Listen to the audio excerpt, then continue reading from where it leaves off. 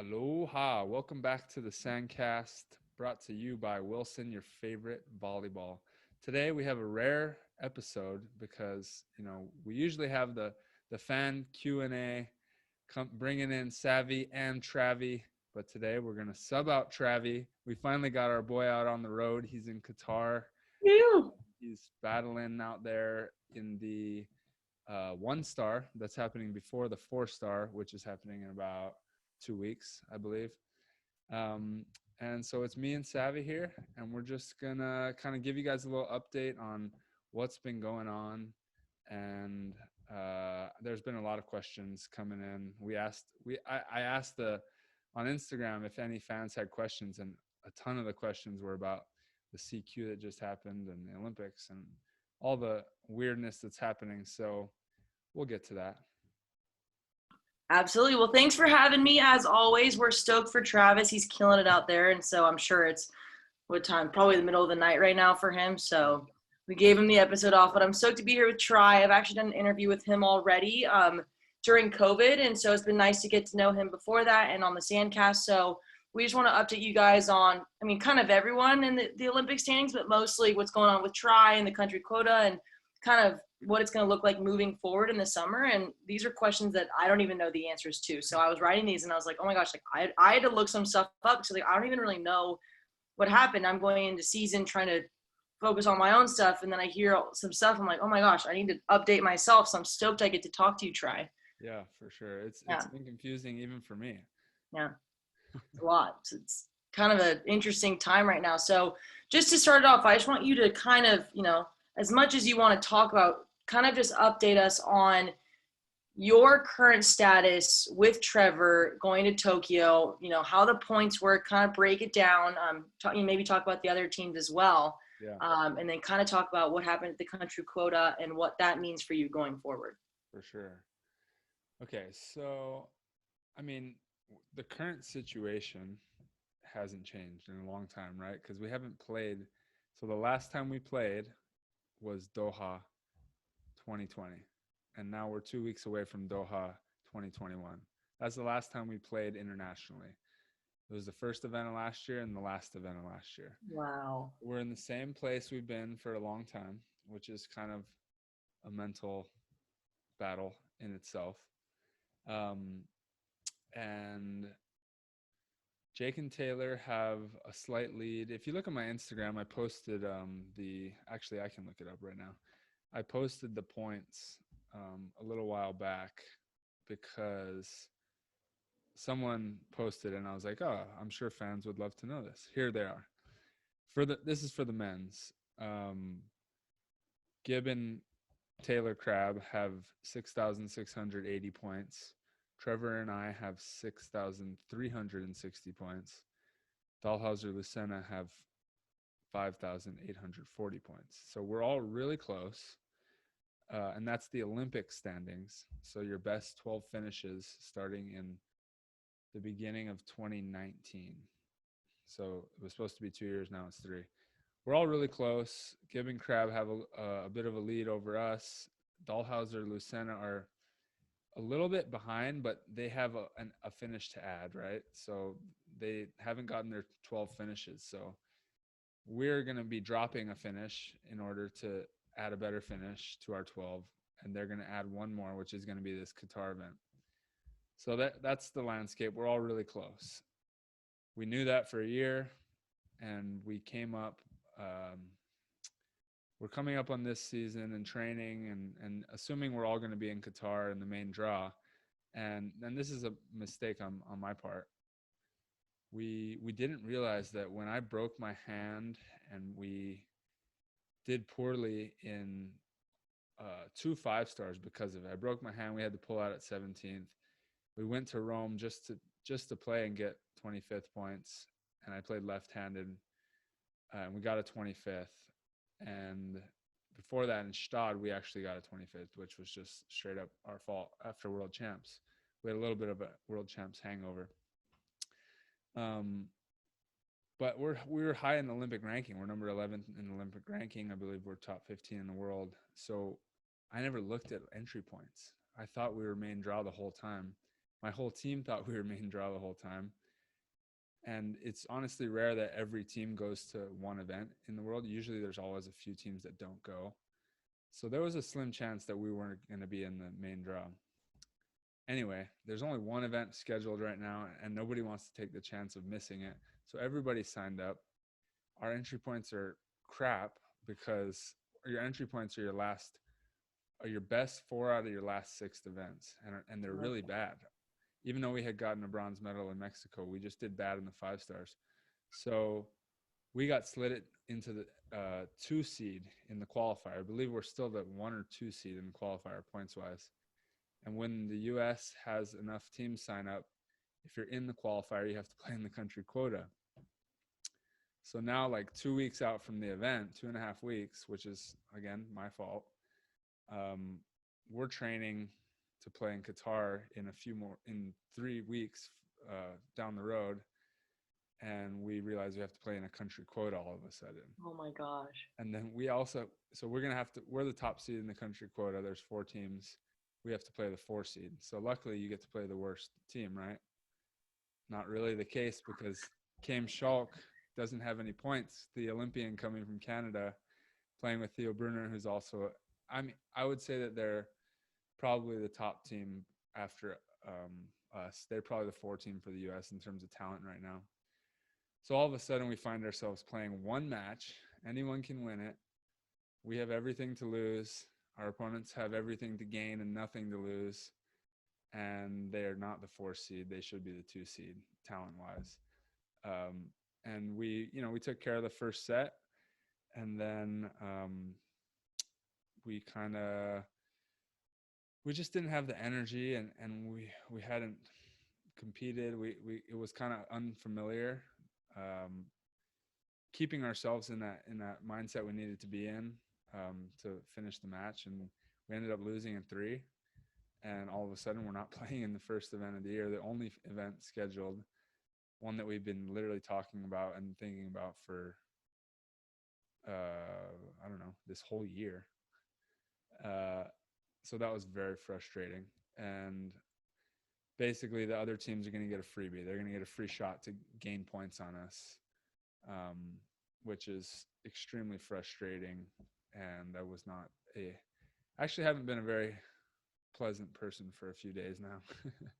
but that's how it goes. And that's why we had to play in the country quota. There's a lot of people out there that are saying, why did USA Volleyball make us play when we're the ones that are giving them the shot to go to the Olympics and go get a medal and whatnot.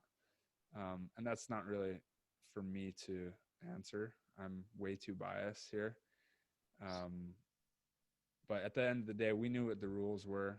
We knew, if we had just paid attention, we could have probably prepared a little bit better.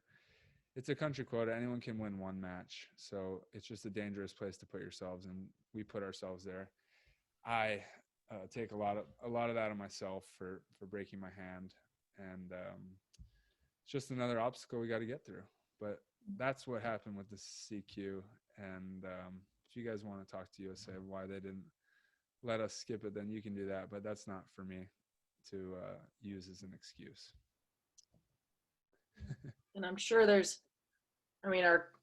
volleyball community is so small, so I'm sure you're getting a lot of questions and there's a lot of chatter about what's going on. But I totally understand how when something's sprung on you like that, it is so hard to check in and win 1 match. We play games at practice all the time, and this actually happened last year. I don't know if I've told you this, but for our team at UCLA, our coach told us we kind of had a lineup already set, and he said, okay, however you finish this game day, inter-squad game day, is how we're going to start the season.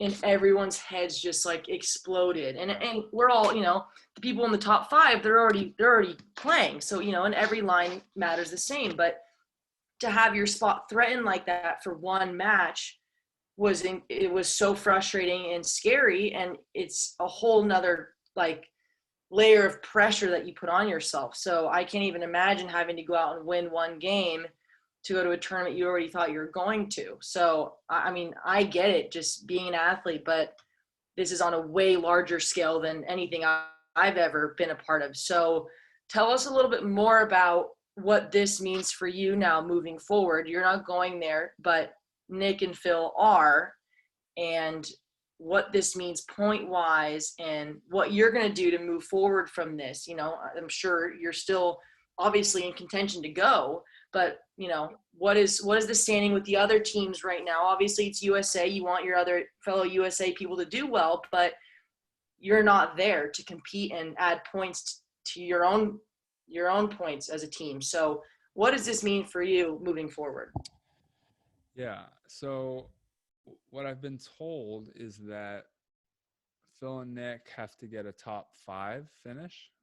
They have to pass top 5, I guess, the quarterfinals to pass us in the Olympic ranking. So which is still difficult, but I mean it is Phil Dahlhauser. He tends to turn it on whenever he wants. So like I said before, it's out of our control, and it's a free shot that they get to take at us. But I mean, for us, I've been trying to figure that out for a few days now. I was kind of in shock for a day or two, just a lot of really just pissed off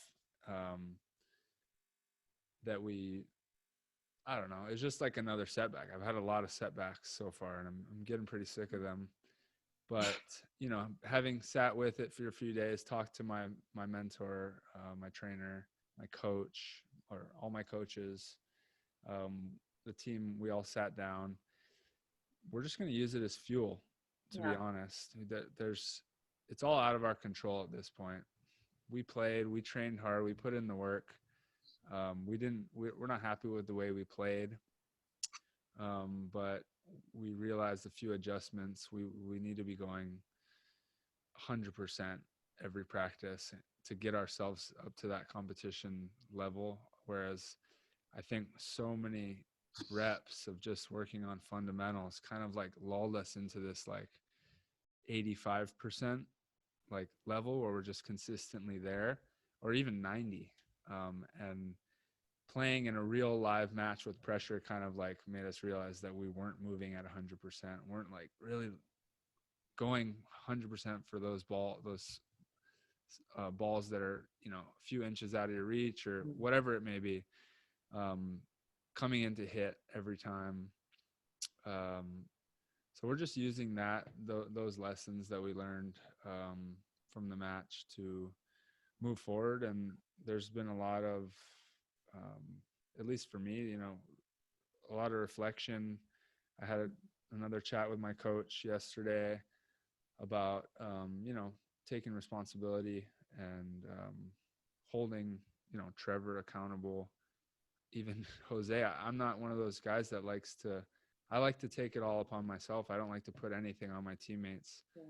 But it's important that I hold everyone accountable. And right now we need to figure out, you know, a very detailed plan of how we want to move forward and what our roles are specifically.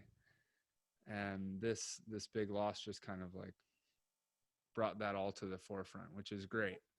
But now we need to figure out how to really execute on it and not let this hurt us. Yeah, I was gonna say, you just kind of mentioned it. Like sometimes when you haven't played in a year, you know, you were just in Hawaii, and so in a weird way, and I'm sure you know this, this might be so important for you moving forward. This might be what kind of kicks you into gear to get you going, because there's still a high chance you go. So right. You'd rather have this happen now than obviously when you get there. You want to be prepared. Right. So, you know, you kind of talked about it a little bit, but what are some of the things that you and Trevor need to work on as a partnership? And, you know, say as much as you'd like, but, you know, there's obviously a physical side that you guys can work on, but I think a big part of this is the mental side, especially when you said you were kind of in a lull, you haven't played in forever, you're working on just the basic fundamentals, but you haven't been put in pressure. So how are you guys going to try and, you know, simulate that moving forward with the chance to go when there's not really tournaments scheduled? What are you guys going to do moving forward, you know, to get that mental side going? Yeah. I mean, there's a lot of like excuses out there, and there's a lot of good things that we can take. And right now, this first few days is like about filtering through, okay, what can I use and what's just making me feel good for this few minutes because it's an excuse, like I haven't been playing for a whole year. We weren't training for that event. We shouldn't have drawn this second best team. We should have drawn Kalinsky and Evans, who ended up getting smashed by Budinger and Patterson. So right now it's kind of about recognizing, okay, what thoughts and what stuff that's coming from this are going to be productive moving forward. For me, I specifically learned that it is a lot mental, and we've been doing a lot of mental work as a team, but we're not familiar on the court with each other as much as we were. It's kind of like, because we haven't played in so long, and the AVP, we did have the AVPs and we got to a really good place there, but it did feel familiar. And then after the match, when I was watching, it was like, oh yeah, we work well together when you're playing like this and when I'm playing like this. And the first set we beat them pretty easily. We played really good the first set, and then Trevor was kind of quiet, and Trevor doesn't play his best when he's quiet, and they were kind of coming at me serving wise. So they were serving at me, and I was just putting the ball away. But then I started the second set. I was trying to figure out what to do. I was like, okay, what's the plan? How can we make adjustments? And I kind of took myself out of that serve receive where doesn't matter what our strategy is. If you set you're starting out well. Yeah. You set out every time, we're going to win. Yeah. You'll earn points when they come, Right. Yeah. Exactly. So I needed to understand that was my role in that moment, was to side out. Yeah. And not to come up with a strategy, not to worry about defense, not to get aces every time. It was to side out. And I kind of lost sight of that. And then on the other hand, Trev needs to step up in that moment and take that off of my shoulders, or, we're just learning small stuff like that, which stuff we already knew, but we're just not familiar with because we haven't been in that situation yet. Yeah. Which has to do with, our training and preparing for that. But there's a lot to it. I think, like something I mentioned earlier, is understanding our roles in terms of leadership. And we know that I'm going to have to lead at times. He's going to have to lead at times. But who are we looking to in what moments? And who are we going to allow to lead us? Because if we both lead at the same time, it's not going to work. Someone's got to step back and understand that it doesn't matter what we do. It matters that we do something together, and right now, we're still kind of struggling with it. We're not really winning scrimmages. We're doing well in drills. We know our fundamentals and everything's there right now, but we're not winning because I think we're not quite on the same page. We're both playing really good volleyball separately, but not together quite yet. And so I don't know, this is kind of like a tough period where we need to hold each other accountable, have those difficult conversations, and get comfortable being uncomfortable, because that's where you get the most growth. And we're definitely uncomfortable because of the loss, but we need to get through some of that discomfort as a team as well. Yeah, you don't really realize, there's been a lot of times where you have a partner and everything just clicks, and then you play a tournament and it doesn't, and you're done. But when you're in a position where you kind of have to make it work, and you want it to work because it usually does, it puts a little bit more stress on you. And you brought up a good point by saying, you're both playing well individually, but you're not connecting as a team. And I feel like that's something that people don't really realize, if they're not, if they don't play beach, it's your connection with your partner is so important. And if you're not connected, it makes it so hard to win. You could be two of the best players, but if you don't have the chemistry and the connection, it makes it so hard. So I think that's, it's super important to notice and to talk about with Trevor. And every partnership is going to have their ups and downs for sure, but I think this is actually good timing for you guys moving forward, and it can only go up from here. And For sure. like once it clicks, it's going to feel so good, and hopefully the timing is right. But what has been, just with COVID and everything, whether it was during quarantine or right now when you're really struggling and really frustrated, what has been your outlet off the court, when you're not thinking about volleyball? What has been your biggest thing that you've done that has kind of de-stressed you, especially like right now when you're kind of, there's a lot going on? Yeah. What are you doing to, take your nerves off? Well, for me right now, it's been difficult because when times like this come up, you want to either relax, like go, whatever, party or just get your mind off of it, or you can sink deeper into it. Think about it. Yeah. Think about it. Don't miss your workout. Like, not like I'm not going to work out tomorrow. I'll catch back up on Monday. You just keep your nose to the grindstone and just keep going, and know that even though it almost feels like, why am I doing this today? Because now my season just got pushed 2 months back.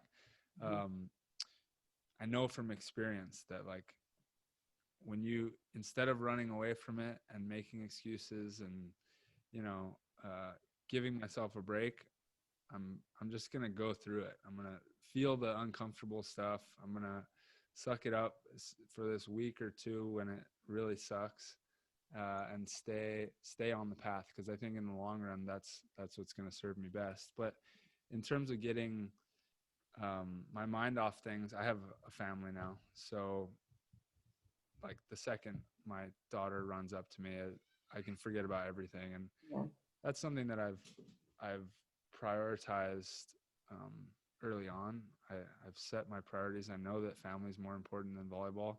So, I mean, honestly, right after the match, couldn't have been more pissed. But then my daughter came up, and I played with her for a second, and then I went back to being really pissed. But I was actually shocked that there was something that could get my mind off of it in that moment. And it's family, and so I'm super lucky to have that right now, and I'm just focusing on that while sacrificing a lot as well. I decided to stop surfing and golfing, which are like my decompression things. And I love doing that stuff. That's usually how I get my mind off it, and I think it's healthy. But for me, it's like, I broke my hand. I had that autoimmune stuff. I had, all these little things. My back goes out. I can't afford to have one more thing that's holding my team back and holding me back. So I'm just sacrificing pretty much anything that's below that besides family. It's like volleyball and career right now. Just going all in on this goal. Yeah, and staying healthy and staying healthy, exactly. And honestly, like the last few days, I heard about Tiger Woods today, and I've heard about someone else who had a really gnarly run-in with COVID, and I'm like, man, I just need to be grateful that I'm healthy, and that's kind of a good perspective to take right now. Absolutely. Just healthy, you got family and friends, then you're good. And if you're on a challenging journey that's challenging to you, then you're lucky, because at one point I had I didn't have anything to challenge me when I had the autoimmune stuff. There was nothing to like work towards, so I didn't have anything challenging me, but I felt just as bad as being in like the thick of it where things are getting hard. So just keeping things in perspective is important, and taking care of your body and priorities. Yeah, I think that's what I'm doing. Yeah. So, my last question for you is, what are you most excited for moving forward? I know there's not really a lot on the schedule right now, so it could be volleyball related or not, but with these next couple months leading up to Tokyo, what are you looking forward to most? Good question.